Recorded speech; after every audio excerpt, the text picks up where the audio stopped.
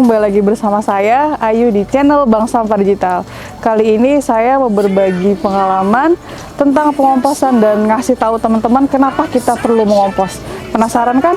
Nonton videonya sampai akhir ya.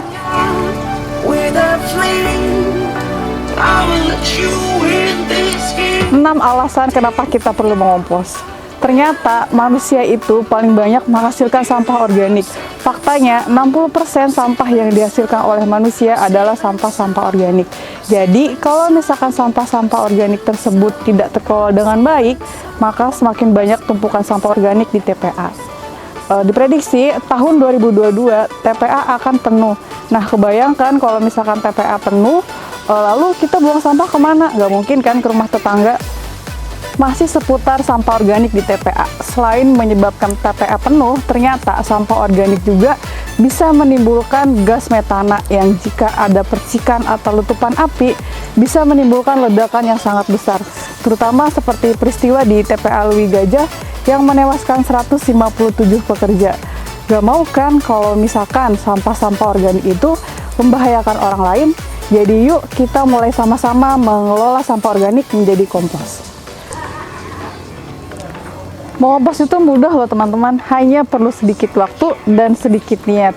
Nah, buat teman-teman di sini yang belum mengompos, kasih tahu alasannya, siapa tahu saya bisa bantu. Mengompos adalah salah satu cara kita mengembalikan apa yang sudah kita makan kepada tanaman. Contohnya, sampah-sampah organik yang telah kita buang, kita olah menjadi kompos, kemudian kompos tersebut kita gunakan untuk tanaman, sehingga tanaman juga bisa tumbuh dengan sehat. Nah, yang terakhir adalah mengompos sebagai salah satu bentuk ibadah, karena kita turut serta menjaga lingkungan untuk anak dan cucu kita. Nah, di sini saya mau ngasih tahu tips-tips sebelum melakukan pengomposan. Yang pertama, kita harus pilih area pengomposan. Nah, kita tentuin nih lokasinya mau di mana, mau di belakang rumah, di samping rumah, di kebun, atau mau di mana. Yang terpenting untuk area pengomposan harus terhindar dari air hujan serta cahaya sinar matahari secara langsung. Yang kedua, kita pilih jenis komposter.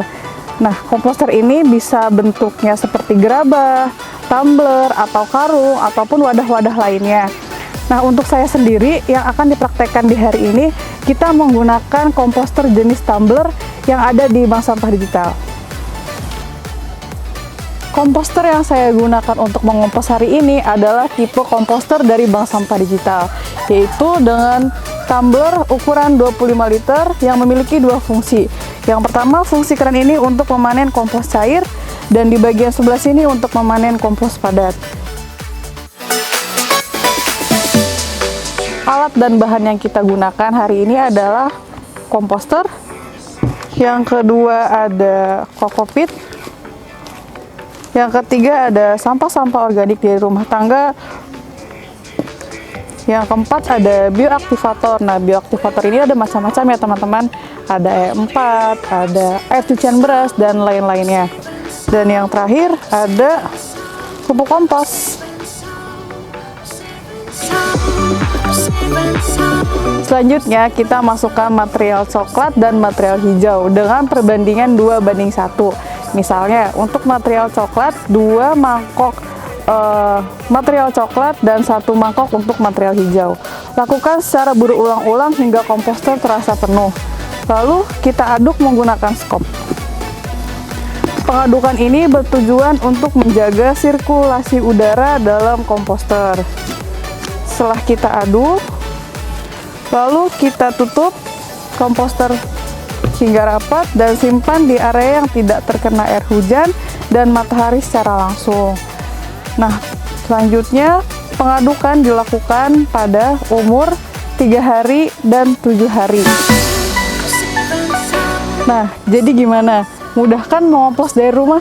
Mengompos itu mengubah cara pandang kita yang semulanya kita membuang sampah ke TPA dan sekarang kita membuang sampah organik tersebut ke komposter. Jadi, tunggu apa lagi? Yuk kita mulai mengompos. Jangan lupa like dan subscribe ya untuk mengetahui kegiatan-kegiatan kita selanjutnya. See you next time.